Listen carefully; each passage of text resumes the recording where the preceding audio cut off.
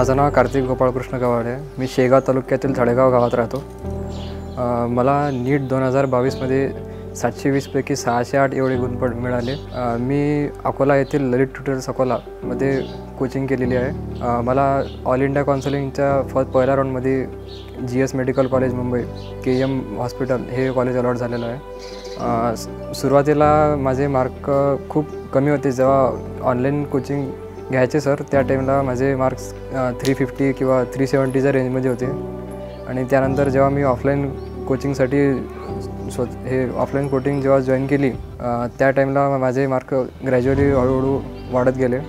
आणि जेव्हा शेवटी टेस्ट सिरीजचा टाईम आला त्या टाईमला माझे मार्क्स 550 किंवा 600च्या जवळपास आले होते आणि शेवटी 600 पण क्रॉस होत होते।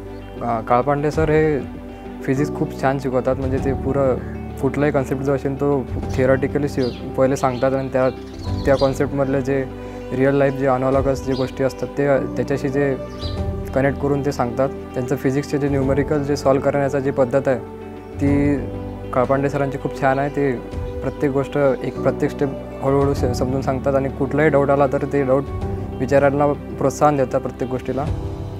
केमिस्ट्रीची फॅकल्टी खूप छान होती। म्हणजे केमिस्ट्रीमधली कुठलेही जेव्हा डाऊट यायचा तेव्हा ते सर जे केमिस्ट्री सर होते ते खूप चांगल्या प्रकारे मार्गदर्शन करत होते। प्रत्येक डाऊट म्हणजे सॉल्व करून घेत होते। आणि जे बायोलॉजीची जे फॅकल्टी होती ते खूप छान शिकवत होते। प्रत्येक कॉन्सेप्ट खूप डेप्थमध्ये जाऊन शिकवत होते। सरांनी आमची नीटच्या एका आठवड्या अगोदर डेमो टेस्ट घेतली। म्हणजे ते जे टेस्ट होती ते एका सेंटरवर घेतली होती। त्या डेमो टेस्टमध्ये सरांनी ज्या प्रकारे नीटमध्ये पेपर होतो त्याच प्रकारे चेकिंग वगैरे सगळं करून घेतला होता।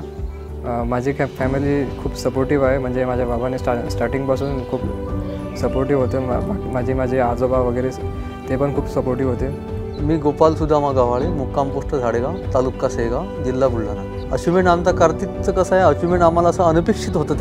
त्याला जे यश मिळालं ते आम्हाला असं वाटत होतं की कसं कोविडमुळे बऱ्याच वेळा समजा क्लासेस त्याचे ऑनलाईन होते।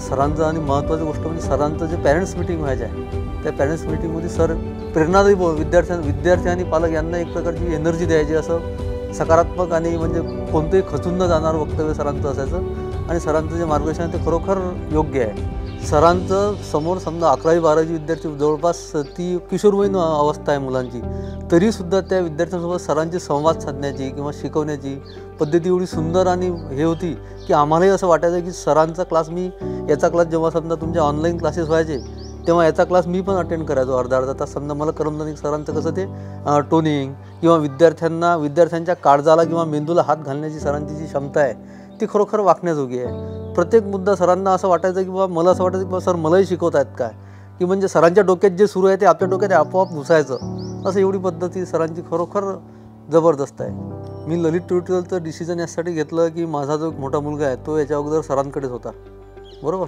त्याचा अनुभव खूप छान होता। आणि सर्वात महत्त्वाची गोष्ट की समजा कसं असते मुलांना सराउंडिंग महत्त्वाचं असते, हा सर्वात मोठा घटक आहे। त्यामुळे मला तरी वाटते की बाबा अकोल्याचं कोचिंग सर्वात बेस्ट आहे। मी रेखा गोपाळकृष्ण गव्हाळे, कार्तिकची आई।